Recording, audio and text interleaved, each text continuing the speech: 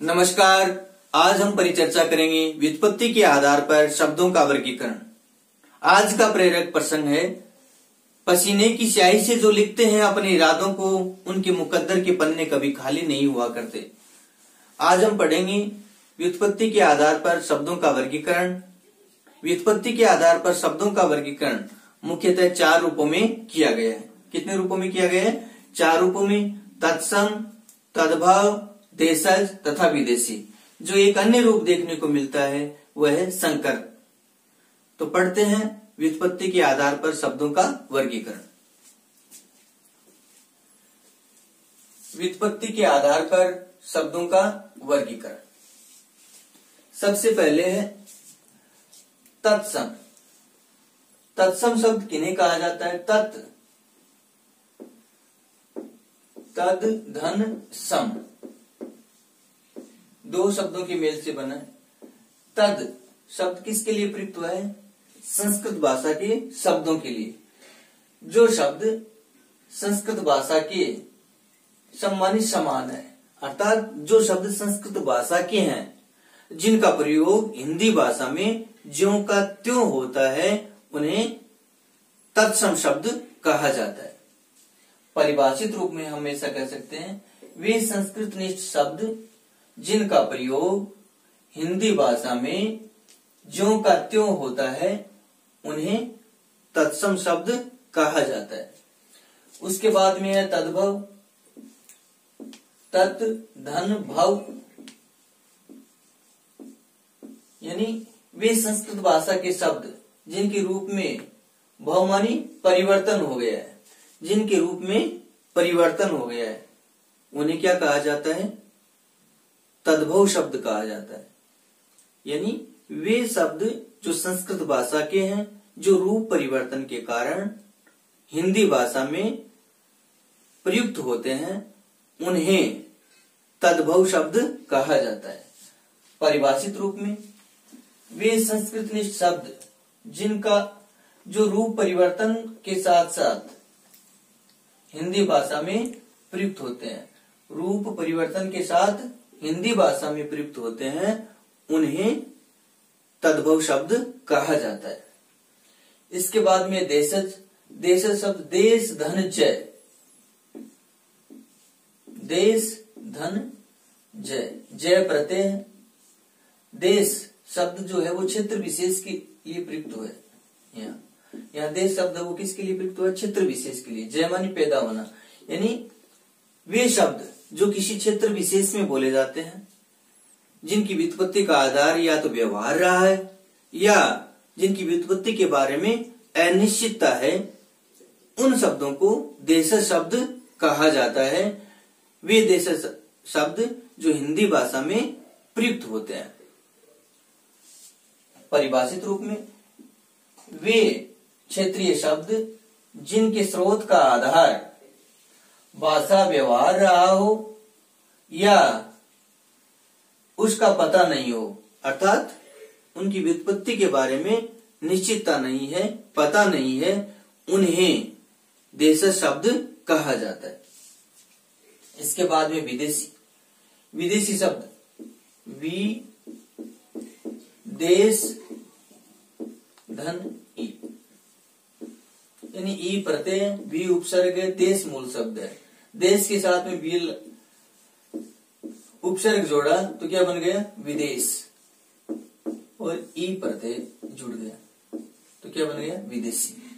यानी वे शब्द जो विदेशी भाषाओं के हैं, लेकिन उनका प्रयोग हिंदी भाषा में बहुतायत में होता है, हिंदी भाषा में जिनका प्रयोग देखने को मिलता है, उन्हें विदेशी शब्द कहा जाता है।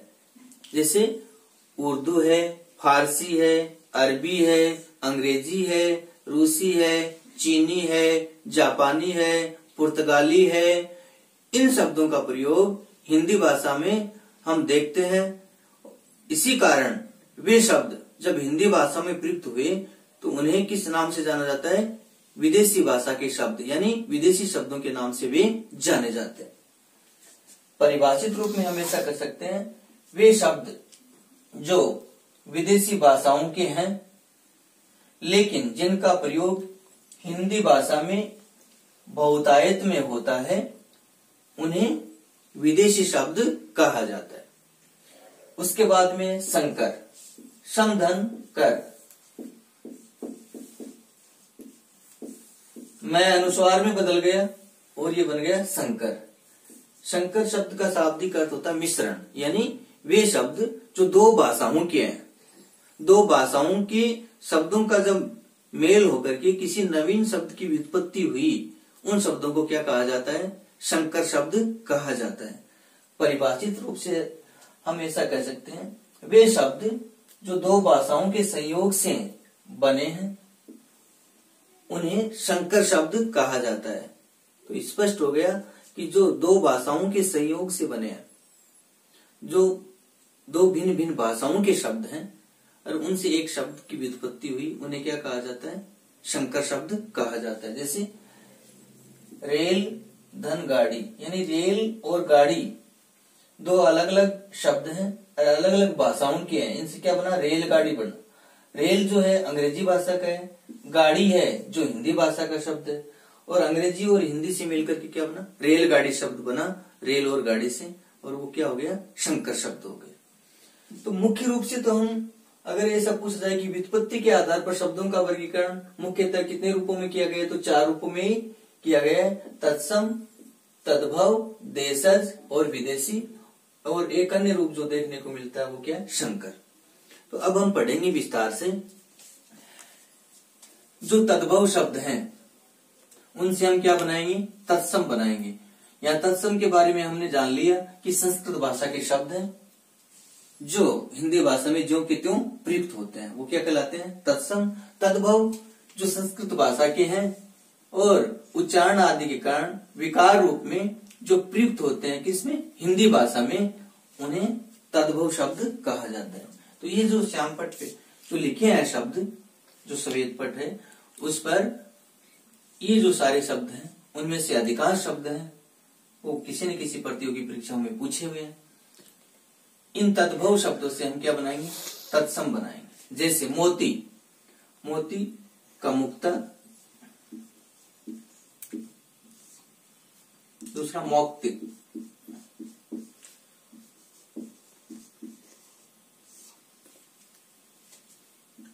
में है मेघ, मसान, शमशान, जति, यति, अकाज, अकार्य, आग, अग्नि, आखा, अक्षय, तीज, तृतीया। हम व्यवहार में क्या कहते हैं? आखा तीज। और संस्कृत में शब्द क्या हो गए? अक्षय तृतीया। अक्षय जो शब्द है उसके बारे में जानते हैं, धन क्षय। क्षय का अर्थ होता है नाश होना, और अक्षय जिसका नाश नहीं होता वो क्या होता है? अक्षय। उसी प्रकार अक्षर, अधनक्षर, जिसका नाश नहीं होता उसे क्या कहा जाता है? अक्षर। यानी वह सूक्ष्म से सूक्ष्म ध्वनि जिसका विभाजन नहीं होता उसे क्या कहा जाता है? अक्षय। इसी प्रकार एक अन्य शब्द है, इसी अर्थ का द्योतक है, अक्षत, अधन छत। क्षत का अर्थ क्या होता है? नष्ट होना होता है, और जो नष्ट नहीं होता है कभी भी वो क्या कहलाता है? अक्षत। यानी चावल, चावल जितने पुराने होते हैं उतने स्वादिष्ट होते हैं, अच्छे बनते हैं, एक बात। दूसरा है कि चावल है वो कभी भी क्या है? नष्ट नहीं होते, इसलिए उन्हें क्या कहा जाता है? अक्षत। और जब हम कोई भी मांगलिक काम करते हैं तो चावल ही है ना, जब तिलक करते हैं तो चावल ही मस्तिष्क पर लगाते हैं तिलक करते समय। क्यों लगाते हैं? कि जो व्यक्ति है जिसका हम तिलक कर रहे हैं उसका जीवन भी चावल के समान क्या है? दीर्घायु रहे, लंबा रहे, उसका जीवन कभी भी नष्ट नहीं हो। इसके बाद में चर्चा करते हैं अटारी। अटारी, अट्टालिका, अट्टालिका, ऊंची ऊंची मीनारें। अमित, अमित्र, जो मित्र नहीं है।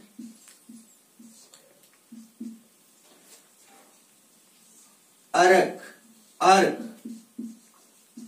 अर्क, आक भी होता है, अर्क शौर्य भी होता है, अमित, अमित्र, और एक होता है अमित यानी ज्यादा, अधिक, आधा,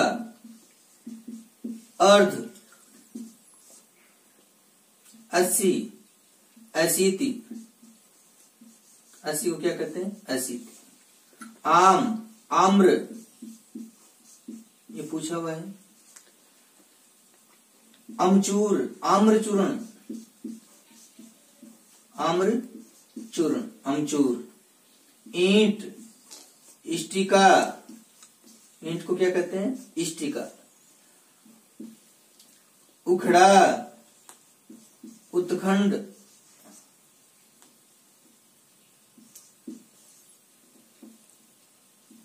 उत्खंड। कंगन, कंकण, कंधा, स्कंध, कांटा, कंटक, काजल, कजल, कज्जल, एक ज्यादा एक पूरा, कजल। इसी प्रकार किवाड़, कपाट, खोलो किवाड़ होत अति बारी, हरि नाम हमारो तो बसो कानन पहाड़ में। किवाड़। कोड़ी, कपर्दिका, हीरा जन्म अनमोल था, कोड़ी बदले जाए, कपर्दिका। कपड़ा, करपट। कपास,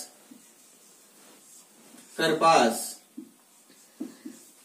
यहाँ कपड़ा देखिए या करपट। कर मानी हाथ होता है, अगर हाथ से जो बुना जाता है वो क्या हो गया? कपड़ा। ये देखिए पहले क्या है, हाथ से बनता था कपड़ा, फिर धीरे धीरे क्या है, मशीन का आविष्कार हुआ और वर्तमान में मशीनों से कपड़ा है वो बुना जाता है। कौवा, काक, काग, काक, ये दोनों ही शब्द पूछे हुए हैं प्रतियोगी परीक्षा में। कोड़ी भी पूछा हुआ है, कपड़ा भी पूछा हुआ है। कनौज, कान्य कुब्ज, कनौज का क्या होता है? कान्य कुब्ज, कनौज। कटघरा, काष्ठ गृह, कटघरा का क्या होता है? काष्ठ गृह। खड़ाऊ, काष्ठ पादुका, क्या होता है? काष्ठ पादुका, लकड़ी की बनी हुई होती है इसलिए उन्हें क्या कहते हैं? काष्ठ पादुका। खेत, क्षेत्र, खेत का रक्षक है ना, उसे क्या कहते हैं? क्षेत्रपाल कहते। घोड़ा, ये भी पूछा हुआ है। घोटक, गेहूं, गोधूम, गोधूम, गेहूं को क्या कहते हैं? गोधूम, पूछा हुआ है। गोबर, गोमय, ये भी पूछा हुआ है। गोमय। यहां ध्यान देना, गोधूम क्या हो गया? गेहूं। लेकिन बच्चा शरारत करता है, हम क्षेत्रीय शब्दों का प्रयोग करते हैं, क्या कहते हैं? बच्चा गोधम कर रहा है, शरारत कर रहा है, शरारत को क्या कहते हैं? गोधम कहते हैं हम, है ना। गवाला, गोपालक, गाय का पालन करने वाला। गांव, ग्राम, चिड़िया, चटका, संस्कृत का यहाँ टाप पढ़ते हैं, चटक के साथ में टाप लगा, आशीष रहा, हिंदी में क्या हो गया? आशीष। ये क्या है? स्त्री बोधक पढ़ते हैं, चटक, धन आ, चटका, संस्कृत में टाप। चौर, ये पूछा हुआ है। चौर, औ की मात्रा है, चौर। इसी प्रकार तेल है, तेल ऐसा लिखते हैं, तद्भव हो गया, और तत्सम क्या होता है? तैल, ऐसा। चैत्र, चैत्र मास। दधी, दही, दधी। दुख, देखिए आप, ये दुख, दुख। यहाँ विसर्ग का प्रयोग है, इसमें उपसर्ग पूछा जाए तो क्या बताएंगे? दोष उपसर्ग और खैमूल शब्द, ये ध्यान रखना। संधि, शय का विसर्ग हो गया।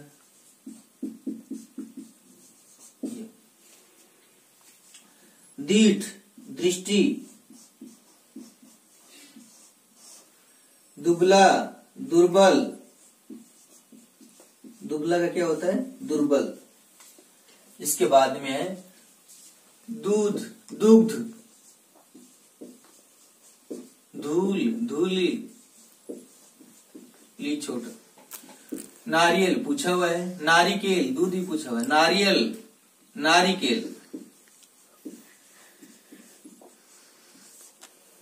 नाक, नासिका, नक्र, दोनों ही शुद्ध हैं। नाच, नृत्य, क्या होता है? नृत्य। पता, पत्र,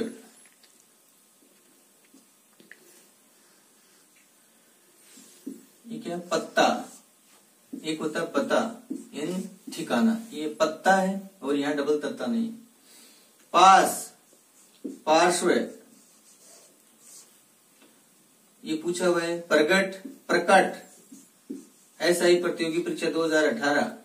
फूल, फुल, ये भी पूछा हुआ है SI प्रतियोगी परीक्षा में। फागुन, फाल्गुन, भादवा, भाद्रपद, मछली, मत्स्य, मछली का क्या होता है? मत्स्य। मधुमक्खी, मधुमक्षिका, क्या होता है? मधुमक्षिका। जनेऊ, यज्ञोपवीत, शब्द शुद्धि में भी काम में आने वाला शब्द है। संधि विच्छेद करेंगे।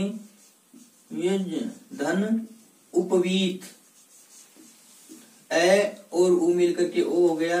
और कौन सी संधि हो गई? गुण संधि हो गई। मिष्टान, शब्द शुद्धि में पूछा हुआ शब्द है। मिष्टान, मिष्टान, ऐसा। देखिए आप इसका संधि विच्छेद करते हैं तो मिष्ट, धन, अन्न, क्या होता है? ए और ए मिलकर क्या हो गया? मिष्टान। यानी मिष्ट मान मीठा, अन्न मानी अनाज, मीठा अनाज, मिष्टान हो गया। लौंग, लवंग, लौंग का क्या होता है? लवंग, पूछा हुआ शब्द है। बजरंग, बजरंग, देखिए अब वज्र, धन, अंग, वज्र के हैं अंग जिसके, या वज्र के समान है अंग जिसके, वह है बजरंग, बहुब्री समास। और ए मिलकर क्या हो गया? दीर्घ संधि होगी। भाप, वाष्प, क्या हो गया? वाष्प। ब्याह है, विवाह है, विवाह का शाब्दिक अर्थ होता है वी, उपसर्ग है, और वाह है यानी संस्कृत की वह धातु जिसका अर्थ तो वहन करना, ढोना। और जो बोझ को ढोता है, बोझ को ढोना, क्या हो गया? विवाह हो गया। और बोझ को ढोने वाला विवाहित हो गया, जिम्मेदारी वहन करना। छकड़ा, सकट, ये भी पूछा हुआ शब्द। सकट, सकट यहाँ महत्वपूर्ण रूप से जाने तो सकट जो है वो काठ की जो बनी गाड़ी होती है उस गाड़ी को सकट कहते हैं। ठीक है। व्यंगन, वार्ताक, वार्ताक। मीत, मित्र, मीत ना मिला रे में उनके, मीत ना मिला, तो यहाँ मी बड़ा मीत, मित्र। पान, पर्ण, क्या हो गया? पर्ण। ईतवार, ईतवार का क्या होता है? आदित्यवार, क्या होता है? आदित्यवार। आदित्य किसको कहते हैं? सूर्य को कहते हैं। और इसी कारण ईतवार का दूसरा नाम क्या है? रविवार। हम क्या कहते हैं? रविवार। रवि माने सूर्य का वार, तो संस्कृत में शब्द क्या हो गया? आदित्य, आदित्यवार, ईतवार हो गया। एक बात ध्यान देने योग्य यहाँ ये है कि जो हम तद्भव से तत्सम बना रहे हैं, पर्यायवाची इनके और भी होते हैं, शुद्ध शब्द भी वो भी होते हैं, लेकिन यहाँ जैसे मैं है तो जो तत्सम है वो भी क्या है, मैं से शुरू हो रहा है। कहने का मतलब जो वर्ण जिससे शुरू हो रहा है उसी से क्या है, तत्सम शब्द बन रहा है। अधिकांशतः स्थिति ऐसी आती है, कुछ शब्द है ना उनको छोड़ करके जो शब्द जिस वर्ण से या जिस स्वर से शुरू हो रहा है, जिस व्यंजन से शुरू हो रहा है, उसका तत्सम रूप भी उसी व्यंजन या उसी स्वर या व्यंजन या वर्ण से शुरू होता है। तो हमें ध्यान रखना है